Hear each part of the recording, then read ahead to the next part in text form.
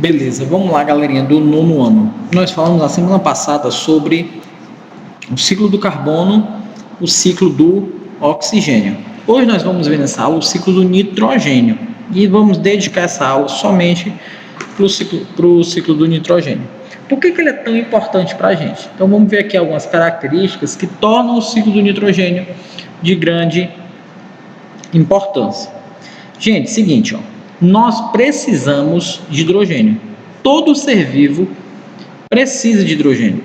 Ele é fundamental para os seres vivos porque eles vão compor as proteínas e os ácidos nucleicos. Então a proteína ela só existe porque na composição dela tem o elemento, tem os átomos de nitrogênio.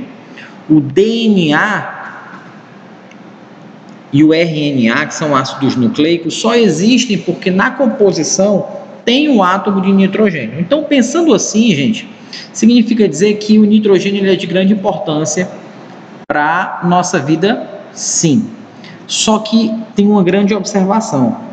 O nosso corpo não absorve o nitrogênio. Por mais que a gente consiga respirar alguns gases, o nitrogênio ele não é fixado. Só que, gente, 78% do nitrogênio compõe a atmosfera. Aliás, a atmosfera é composta por 78% de nitrogênio. Significa dizer que se eu tivesse 100 partes de um gás da atmosfera, pegasse uma amostra da atmosfera e dividisse em 100 partes, 78 dessas 100 partes seria nitrogênio. Então, eu tenho a seguinte situação: eu preciso de nitrogênio, mas não absorvo. Mas tem muito nitrogênio na atmosfera. Então, como é então que eu vou poder absorver esse nitrogênio? E aí entra o ciclo do nitrogênio com a participação dos vegetais. Tá certo? Com os vegetais. Nós vamos definir esse processo do ciclo do nitrogênio em algumas etapas. A etapa de fixação do nitrogênio, de transformação do hidrogênio em amônia, da amônia em nitrito, do nitrito em voltar a ser nitrogênio. Tá bom? É muito nome, professor? Não é muito nome não, mas fique esperto aí, presta atenção. O que é a etapa de fixação do nitrogênio?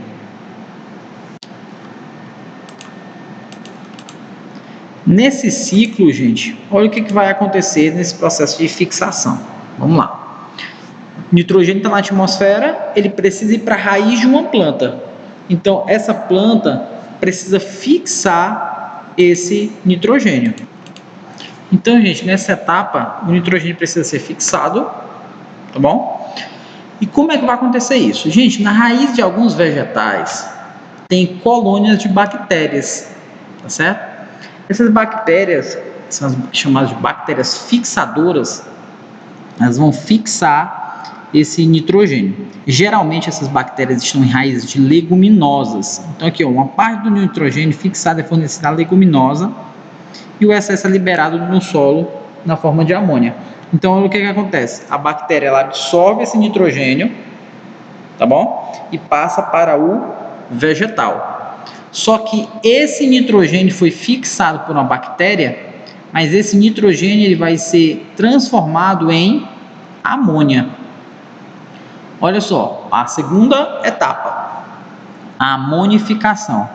Então, uma parte da amônia que está nesse solo foi originada do nitrogênio que foi fixado pelas outras bactérias, certo? Então, essa transformação de amônia, de nitrogênio em amônia, nós vamos chamar esse processo de amonificação. Esses nódulos aqui que existem na raiz dessas leguminosas, gente, são colônias de bactérias. Isso tem no feijão, isso tem na soja, isso tem na ervilha, no amendoim, na alfafa.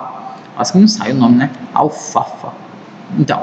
Então esse processo de transformação, ele acontece do nitrogênio, a bactéria foi fixada pelo nitrogênio, e agora a bactéria fixou o nitrogênio e agora essa bactéria vai transformar esse nitrogênio que foi fixado em amônia nesse processo de amonificação.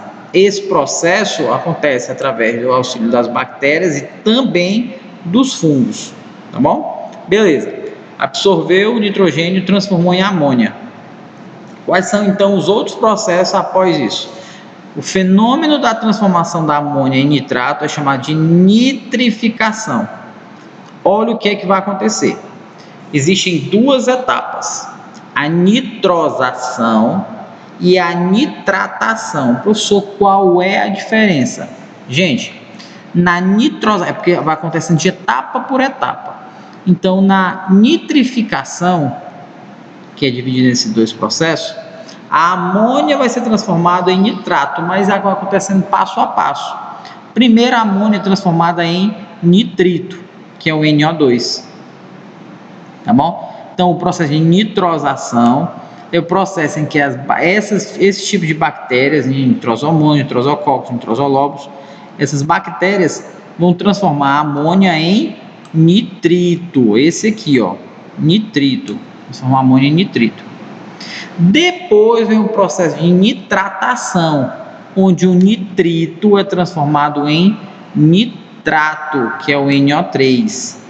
Então vamos lá. Eu tenho o nitrogênio com necessidade para os seres vivos, que vão formar as proteínas. Nesse processo, as bactérias precisam fixar o nitrogênio, processo de fixação. Esse nitrogênio é transformado em amônia, amonificação. Esse processo vai transformar a amônia em nitrito e depois em nitrato. Quando é transformado em nitrito, eu chamo de nitrosação. Quando é transformado em nitrato, eu chamo de nitratação. São as bactérias nitrificantes. E aí vem o último processo, que é o processo de desnitrificação, porque lembra, é o ciclo do nitrogênio. Esse nitrogênio ele não poderia ser somente absorvido, ele precisa voltar para a atmosfera. Como? Vamos lá. Os nitratos eles vão ser absorvidos e utilizados pelas plantas para produzir proteínas e ácidos nucleicos, nós falamos lá no início. Pela cadeia alimentar, esses compostos passam ao corpo dos animais. No solo, além das bactérias de nitrificação, existem outros tipos de bactérias. Por exemplo, a Pseudomonas denitrificans. O que ela vai fazer? Na ausência de oxigênio, essas bactérias pegam o nitrato, que já estava lá produzido, e vão transformar em nitrogênio. Ou seja, vai fazer um processo inverso. Nós tínhamos a fixação, a amonificação, a amônia se transformando em nitrito e o nitrito se transformando em nitrato para ser absorvido pela planta. Só que na falta de oxigênio, esse tipo de bactéria que eu falei vai pegar esse nitrato e vai transformar em nitrogênio de novo.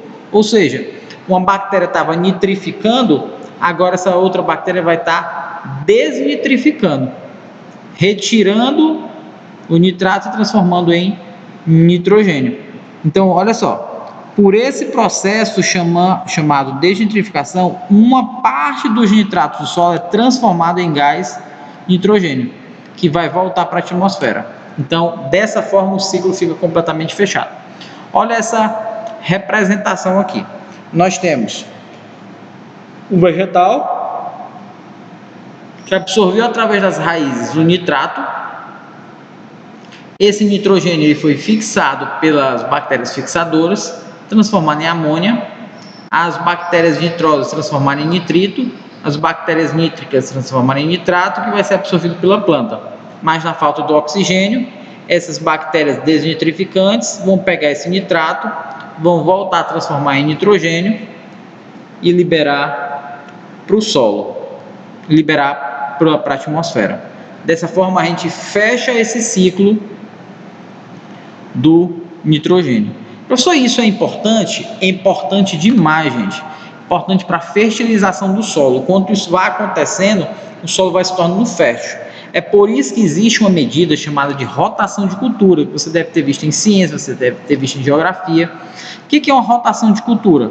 É uma prática agrícola em que alterna o plantio de arroz, milho, trigo com algumas leguminosas. Então ele faz um plantio de arroz, e aí na outra um plantio de feijão, na outra um plantio de arroz, na outra um plantio de milho, e aí vai alternando isso para poder deixar o solo mais rico. Ó, as plantas leguminosas estão associadas a bactérias fixadoras que ajudam a repor o sais de nitrogênio que os outros vegetais retiram do solo. Então, enquanto você tem um vegetal que está retirando demais nutrientes do solo, as leguminosas estão devolvendo nutrientes para o solo. Então, além disso, após a colheita, folhas e ramos das leguminosas, bem como outros restos orgânicos, podem servir de adubo natural, que é chamado de adubação verde, e não adubação química, que é aquela que acontece com produtos químicos. Ok? Na próxima aula, nós vamos responder esses exercícios juntos. Fechado? Então, nós vimos aí os ciclos biogeoquímicos. Grande abraço, gente.